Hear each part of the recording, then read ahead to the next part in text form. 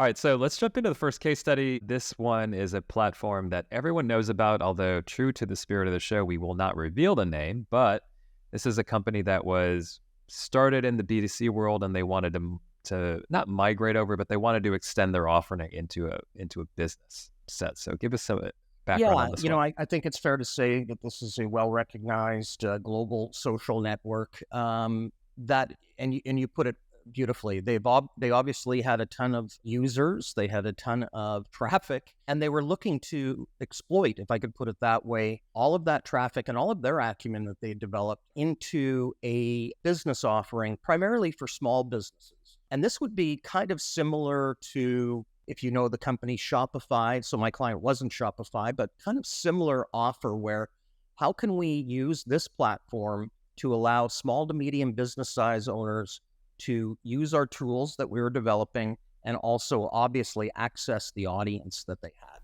And when we were introduced, and it was not only my company, it was a really interesting project in that there were 5 or 6 different consultancies or technology and professional services firms helping them out.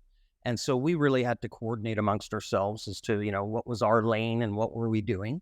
And at Swystun Communications, my business, we were taking the brand architecture, and the product architecture that they were going for. So there were so many opportunities and directions this giant could go, and they had gone in a million directions and basically confused their target audience of, they were really going after like local hairdressers and barbers, restaurants, dry cleaners. We're not talking, Fortune 500 companies. They were appealing to businesses that needed their community being built and tools and technologies and things to get those people to visit their stores. Yeah. So tell us about like the way to get there always fascinates me. Some companies are just, hey, we inherently know our audience so well that we're just going to have the agency or the marketer put together everything and implement it.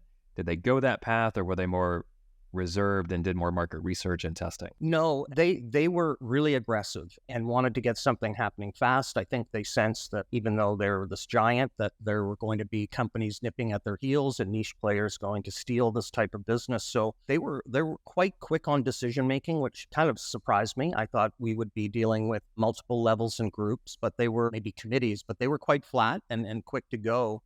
And what we did was we took 13 disparate offers that they had and grouped them into one. We shed a couple that we didn't think were going to be commercially viable or of interest to them. And so, 13 different groups within their business became one, reflecting over 200 offers, which were then rationalized, grouped, and bundled. So not only did we look at them from a brand perspective, we looked at them from a product perspective to say, what can you offer? What can you offer well? What's going to make you money? And the big one was, what's not going to confuse your audience? Yeah. Yeah, so what's the window here we're looking at from when they came to you saying, "Hey, we know we need to do this." How long did it take them to launch? Once again, as I say, there was more than a handful of different agencies and consultancies involved with different skill sets. And I wasn't called in initially. I came in as a bit of a firefighter because even those groups that had come in before, they hadn't been able to navigate the culture of this giant social network too well. And interestingly enough, like a huge part of my role through the years has been facilitation, and strategic planning. I often say I don't have much regret in terms of my career, but I really would love to have focused on organizational design because that has tended to play a role in every project I've done, regardless of its nature. And when I came in, this was an organizational design problem. Not only what the client had and their business challenge, but this group of agencies who weren't working well together. So all of a sudden I became the pinnacle person and agency to bring together the solution for the client, which included the rationalization of their business down to something that made a lot of sense. So it's always funny how once you get to execution, you see all these themes with org design and like, oh, now I get it. That's why these 4 different groups have, they have different agendas intentionally. It's not right or wrong. It's just how they're structured. So the ability to navigate that is always a good one. So when they actually launched it, since they had the scale on their existing platform, did they just use their own platform to launch it, or did they go outside and buy media or do separate off-platform marketing efforts? No, they did do it through their platform, and they had to actually mea culpa. So, I'll just go back to your first question because I answered the second one quickly as well. in org design, I often say there's, what appears on the organizational chart, and there's how the organization actually works. And that's what I was able to go in and do and figure out quite quickly. They had been flubbing around for 3 or 4 months before we really got a work plan together that made a ton of sense. And once again, they were hot to get going. They were, really putting our feet to the fire to get to a solution.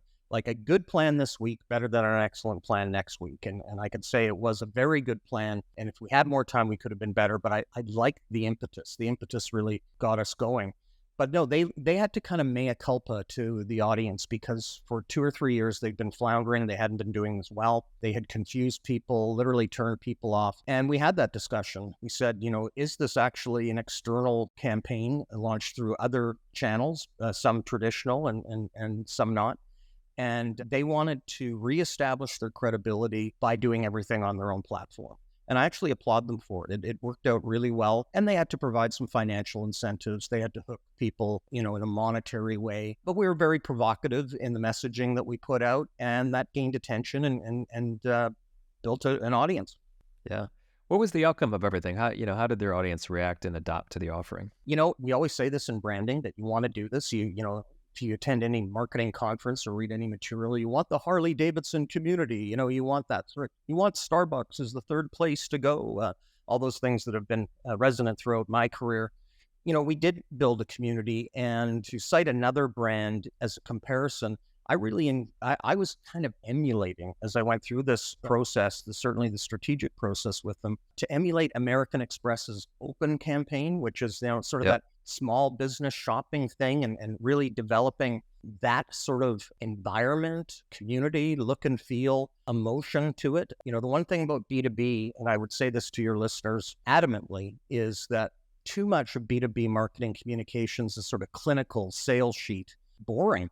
And there is such an opportunity to inject great storytelling with emotion into it. And that's what we did on this project. And I think that made all the difference. It was appealing to people, who, this is pre-pandemic even, were struggling, as small business or medium-sized business owners, to find the right tech platform, to stay connected with their prospects and customers. And so it really was like a way to be a consultant to scads of businesses across North America and the world.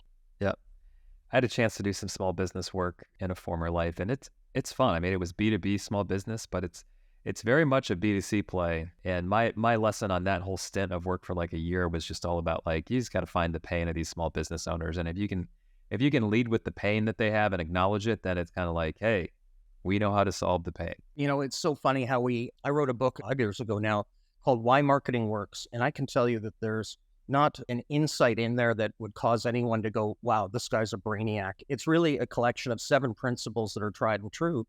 And we have to go back to those all the time. We have to remind ourselves that, as interesting and as complicated as, involved as marketing is in whatever environment, B2B or B2C, there just are some tenets we need to never forget and constantly apply.